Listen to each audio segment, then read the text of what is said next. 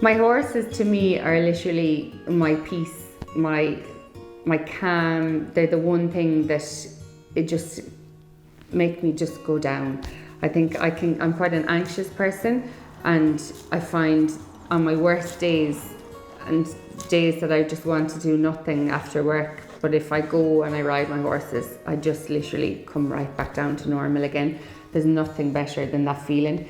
But last year I was diagnosed with breast cancer, so it was actually December 23.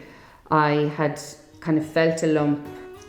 I didn't necessarily think it was a lump, to be honest. My youngest daughter at this stage was actually still only 2.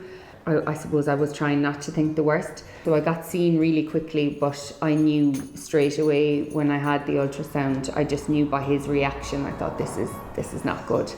So I was sent straight downstairs, had a biopsy, went straight on then to get results within a couple of days. And within 2 weeks I had a lumpectomy. Within 6 weeks I started chemotherapy. So 2024 was a really rough year for me, and I think I had to have a focus for the end of the year.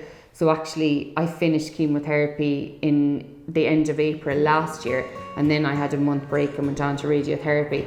But my focus, as soon as I was diagnosed, I booked the Cavan Crystal for September, October and November, because I thought, I'm going to Cavan in September, I'm going to be back, I need to do it, and I did.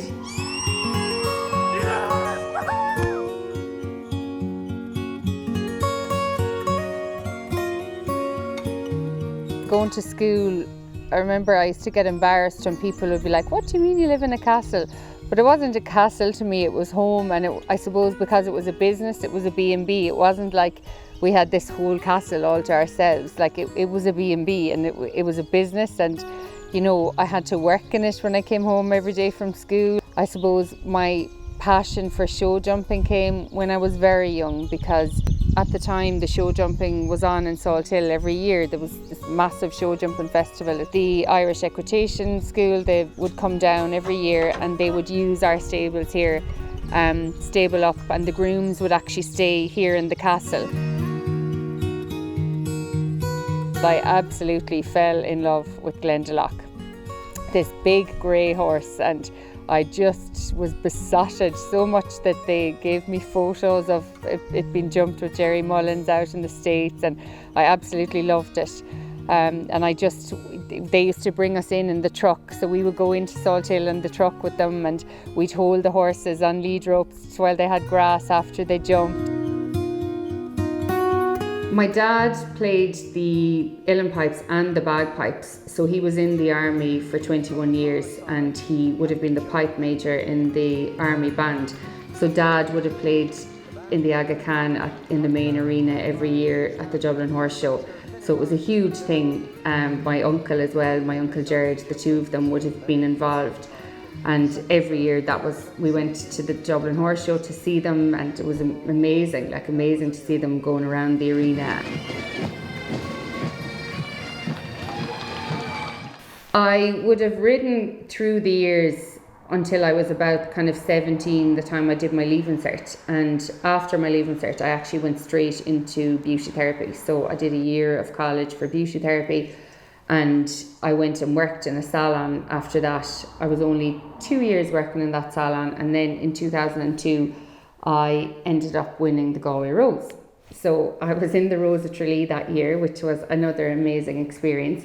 But I decided to take the opportunity that year and open my own business. It sounded like a crazy thing at the time. I was 19. But I just thought, I have this chance now to get, I suppose, the exposure. And I grew up in a business. It's all I knew. My mum grew up in a business. It's all she knew. So I suppose it was inevitable that it was what I was going to do. But the unit came up in Claregalway, which was so close to my home. And I just thought, I'm not really going to get an opportunity like this again. So I took it and ran with it.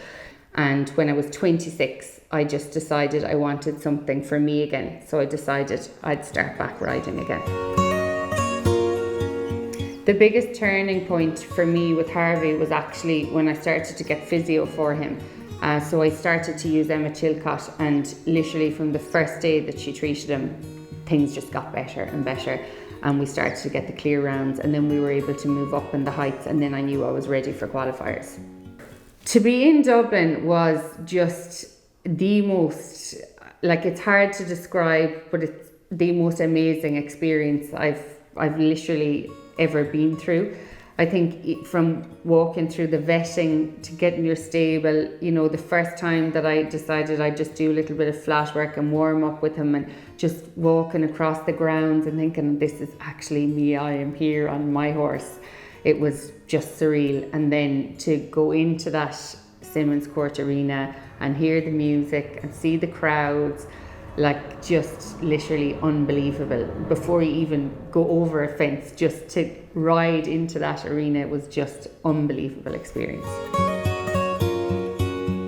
2 years ago, on the 22nd of April, I was lucky to be able to have my wedding here. So it was really important to me because, first of all, I grew up here and it was really special, but the fact that I didn't have my mum and dad and they weren't going to be a part of the wedding, the fact that they're buried here, and this is where I just feel closest to them. It was lovely to be able to have it here.